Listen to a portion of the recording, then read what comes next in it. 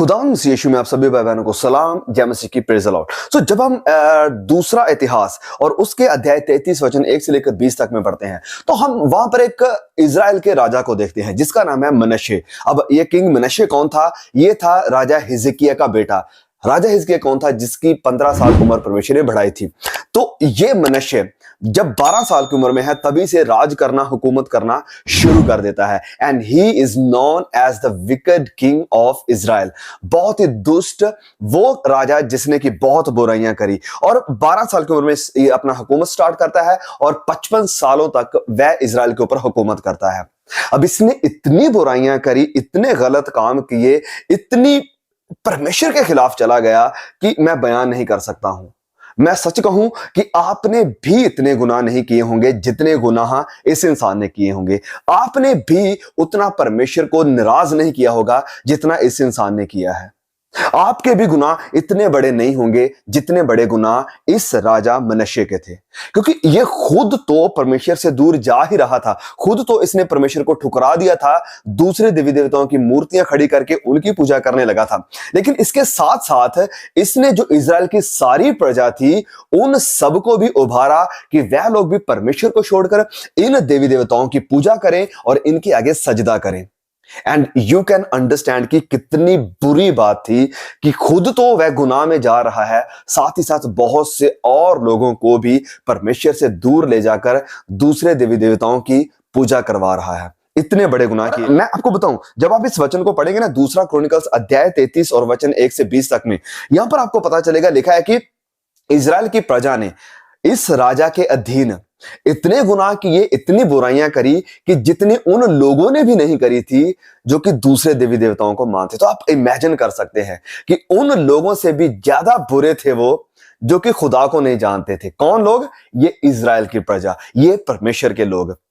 अब अगर वो इतना गुनाह कर रहे हैं, इतनी बुराइयां कर रहे हैं, तो क्या परमेश्वर उन्हें ऐसे देख रहा था? परमेश्वर ने इसके प्रति कोई रिएक्शन नहीं किया? रिएक्शन किया। वचन में लिखा कि परमेश्वर ने सीरिया की आर्मी को, सीरिया का जो राजा था, उसे उभारा इस देश के खिलाफ। वो आया और इन सारे लोगों को और राजा मनश्शे को गुलाम बनाकर बेबीलोन में लेकर चला गया। अब ये राजा, वचन में लिखा है कि इसके नाक में उन्होंने नकेल डाली, उसके हाथों को बांध दिया और बंदी बनाकर, गुलाम बनाकर उसे अपने देश में लेकर गए। और जब वह बंदी गृह में पड़ा है, गुलामी में पड़ा है, वचन में लिखा है कि वहां पर पड़े हुए, कैद में पड़े हुए, निराशा में पड़े हुए, गुलामी में पड़े हुए उसने परमेश्वर को पुकारा और कहा कि प्रभु, मैं माफी मांगता हूं, मैं तुम्हारे सामने पश्चाताप करता हूं कि मैंने गलत किया है। मैंने अपने दादों परदादों के जो परमेश्वर है, ईश्वर है, उसके खिलाफ मैं चला गया हूं और मुझसे गलती हुई है। आप हैरान रह जाएंगे ये बात को जानकर कि परमेश्वर ने इस राजा को, इतना बुरा, विक्ट, दुष्ट राजा, उसे परमेश्वर ने कहा, okay, I forgive you. What? अरे वो राजा जो खुद परमेश्वर की व्यवस्था को ठुकरा कर दूसरे देवी देवताओं को खड़ा करके उनकी पूजा कर रहा है, ना सिर्फ खुद कर रहा है, बहुत से बाकी लोग जो उसके अधीन हैं, यानी पूरे इजरायली लोग, उन्हें भी वो काम करवा रहा है, गुनाह की तरफ लेकर जा रहा है। उस राजा को परमेश्वर कह रहा है कि आई फॉरगिव यू, मैं तुम्हें माफ करता हूं। हाँ, परमेश्वर ने ऐसा किया। वचन को पढ़िए, दूसरा क्रॉनिकल्स अध्याय 33। आप जब इस चैप्टर को पढ़ेंगे तो आपको सच में पता लगेगा कि वाकया में परमेश्वर का प्यार कितना बड़ा है, कितना गहरा है और उसकी दया कितनी अद्भुत है। उसका प्यार बड़ा है, गहरा है, उसकी दया, उसका अनुग्रह, उसकी मर्सीज बहुत बहुत अद्भुत है। वो इसे सिर्फ माफी नहीं करता है, वरन उस बंदीगृह से, उस गुलामी से बाहर निकालते हैं। परमेश्वर उसे बाहर निकालते हैं और फिर उसे आज्ञा देते हैं कि तू वापस जा, और उसे फिर से वही गद्दी, वही राज सिंहासन, वही हुकूमत दोबारा से मिलती है। परमेश्वर ने इस राजा को, जो सबसे बुरा राजा था इजराइल का, जिसने इतनी बड़ी गलतियां, इतनी बुराई करी कि बाकी जो परमेश्वर को नहीं जानने वाले लोग हैं वो भी इतनी बुराइयां नहीं करते थे, तो इस राजा को परमेश्वर ने माफ कर दिया। हाँ, उसे माफ कर दिया और वापस उसे उसका वो सिंहासन दे दिया। इससे हमें क्या देखने को मिलता है? इससे हमें परमेश्वर का दया वाला व्यवहार या नेचर, स्वभाव देखने को मिलता है कि उसकी दया कितनी अद्भुत है और उसका प्यार उसके लोगों के लिए कितना गहरा है और कितना बड़ा है कि इसकी कोई सीमा नहीं है। अगर कोई सच्चे दिल से उसे पुकारता है, सच्चे दिल से उसके सामने आता है, सच्चे दिल से माफी मांगता है, तो परमेश्वर उसे क्षमा करने के लिए तैयार बैठा है। उस उड़ाऊ पुत्र के बाप की तरह जो हर रोज अपने बेटे की राहें ताकता था कि कब मेरा बेटा वापस लौटेगा, परमेश्वर भी उस राजा मनश्शे की तरफ देख रहा था, इसकी तरफ निगाहें लगाए हुए था कि कब ये मुझे पुकारेगा, कब ये मेरी तरफ दुहाई देगा, कब ये कहेगा कि मैंने गलती की है, मुझे माफ कर दो, तो मैं इसे तुरंत माफ करूंगा, तुरंत इसे गले से लगाऊंगा और उसे वापस वही महिमा दूंगा जो इससे छीनी गई है। नाउ आप मेरे भाइयों मेरी बहनों, जैसे मैंने वीडियो के स्टार्ट में कहा कि आपने भी शायद इतने बड़े गुनाह ना किए हो, आप भी शायद इतने बड़े गुनहगार ना हो कि आप तो गुनाह में जा रहे थे, लोगों को भी लेकर जा रहे थे, आपने शायद ये गुनाह ना किया हो, लेकिन इस राजा ने किया। आप इस राजा से बड़े गुनहगार नहीं हो सकते हैं।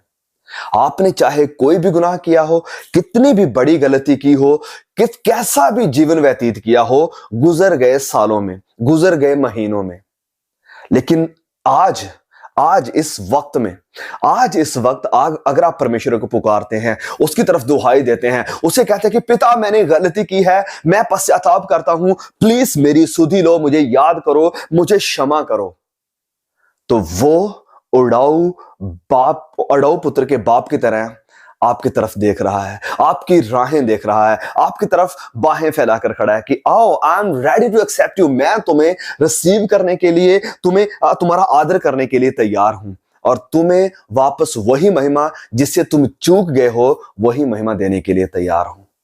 महिमा कि हम खुदा के साथ रहेंगे, खुदा के अनुग्रह का हिस्सा बनेंगे, खुदा के प्यार का हिस्सा बनेंगे।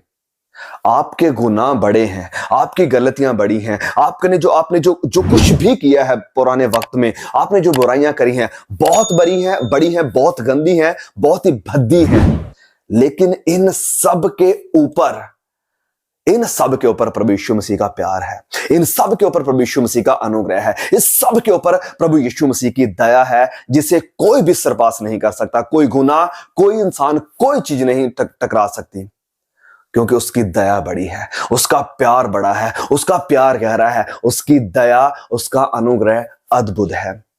मैं आपसे आज कहना चाहूंगा, अगर आपने गुनाह किए हैं, गलतियां की हैं, ये वक्त है कि आज आप अवसर को बहुमूल्य जाने, क्योंकि दिन बुरे हैं। मेरे प्रियो, जैसे राजा मनश्शे ने गुलामी में जाकर, बंदी गृह में जाकर, जब उसके हाथों को बांध दिया गया, जब वो पूरी तरह से जकड़ा गया है, आप भी हो सकता है कि ऐसे गुनाह में जकड़े गए हैं, घर के हालातों में जकड़े गए हैं, परेशानियों से जकड़े गए हैं, गिल्टी कॉन्शियंस के साथ जकड़े गए हैं। आज परमेश्वर को पुकारने का समय है।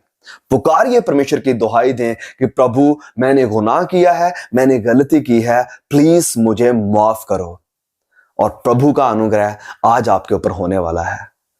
प्लीज मेरे भाइयों मेरी बहनों, परमेश्वर आपको माफ करने के लिए तैयार है, आपको क्षमा करने के लिए तैयार है। आपको बस करना क्या होगा? करना यह होगा, सबसे पहली बात आपको मानना होगा कि मैंने गुनाह किए हैं, पिता मुझसे गलतियां हुई है, मैंने गलत किया है, मैंने पाप किया है, मैंने जिंदगी को सही तरीके से नहीं गुजारा है, मैंने 2022 को पूरी तरह से मैसअप किया है, बुराइयां करी हैं। सबसे पहली बात मान लो, एक्सेप्ट योर सिन। दूसरी बात है रिपेंट ऑफ देम, उनसे तौबा करो, पश्चाताप करो कि प्रभु मैं इन्हें छोड़ता हूं, मैं इन्हें त्यागता हूं, मैं दोबारा उन गुनाहों में नहीं जाऊंगा, मैं मान लेता हूं तुम्हारे सामने, पश्चाताप करता हूं इन सारे गुनाहों से। एंड तीसरी बात है बिलीव, प्रभु यीशु मसीह के ऊपर विश्वास करें, विश्वास करें कि प्रभु मैं आपके पवित्र लहू के अंदर हूं, मैं आपके अनुग्रह के द्वारा, आपके पवित्र लहू बहाए जाने के द्वारा माफ किया जा चुका हूं, क्षमा किया जा चुका हूं और एक्सेप्ट किया जा चुका हूं आपकी फैमिली में। इन तीनों चीजों को करें, पश्चाताप करें, अपने गुनाहों को मान लें, प्रभु यीशु मसीह के ऊपर विश्वास कर लें और प्रभु के साथ आज से ही एक नया सफर, एक नई जिंदगी की शुरुआत करें। May God bless you, see you again, आमीन।